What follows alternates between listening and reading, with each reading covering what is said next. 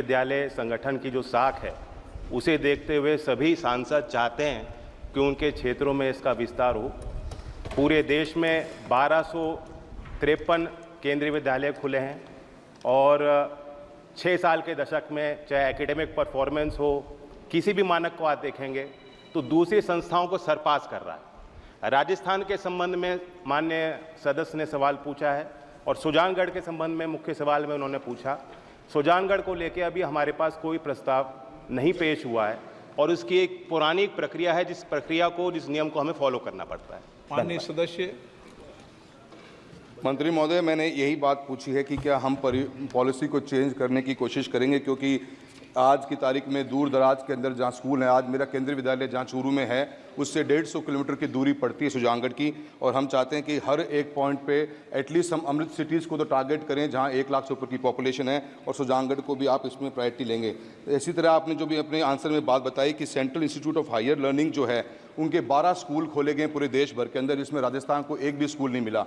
ये जरूर एक अच्छा कॉन्सेप्ट है, पर इस कॉन्सेप्ट के साथ में राजस्थान को इससे वंचित किया गया है। आप इसकी शुरुआत सुजानगढ़ से करना चाहेंगे, मेरा आपसे ये क्वेश्चन रहेगा।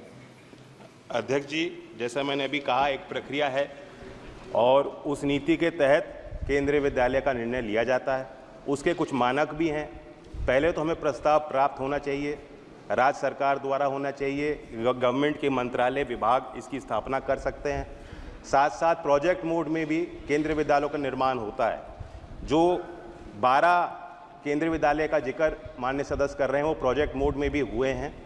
राजस्थान हमारी सरकार की प्राथमिकता रही है और आगे भी केंद्रीय विद्यालय संगठन की तरफ से वहाँ जो हमारी संस्थाएं हैं उनकी देखरेख को लेकर, उनके व्यवस्थाओं को लेकर हम निरंतर काम करते हैं। हमारी नीति में जो मुख्य प्रावधान है कि किस हिसाब से केंद्रीय विद्यालय स्थापित होगा, पहले तो प्रस्ताव आना चाहिए, जमीन आवंटित होनी चाहिए और टेम्परेरी अकोमोडेशन की सुविधा भी होनी चाहिए। उसके बाद ही हम आगे बढ़ सकते हैं। और केंद्रीय कर्मचारी भी होना चाहिए। जी, मैं माननीय सदस्यगणों से आग्रह करना चाहता हूं, ये प्रश्नकाल का पहला दिन है। माननीय सदस्यगण भी प्रश्न संक्षिप्त में पूछे, माननीय मंत्री जी भी संक्षिप्त में जवाब दें, तो हम ज़्यादा क्वेश्चन ले सकते हैं। ये मेरा आग्रह है। श्री गोविंद कारजोल, सभी मान्य सदस्यों को जो प्रथम बार आए उनको पर्याप्त मौका देंगे। मैंने कनिमोझी जी को बता दिया, वरिष्ठ सदस्य को भी आग्रह किया है कि पहले प्रथम बार चुनकर आए उनको प्रश्नकाल में प्राथमिकता देने का मेरा आग्रह है, जिसको सदन मानेगा। आपको बोलने गोविंद अभी Govind. Honorable Speaker, sir, my question number 1 to Education Minister. No, he is already answered. आपका क्वेश्चन है तो पूछना। आप प्रश्न पूछें। Sir, Honorable Speaker, sir, my parliamentary constituency Chitradurga is the most backward in the country, and more than 52% of population belongs to SC, ST and Kadugolla community.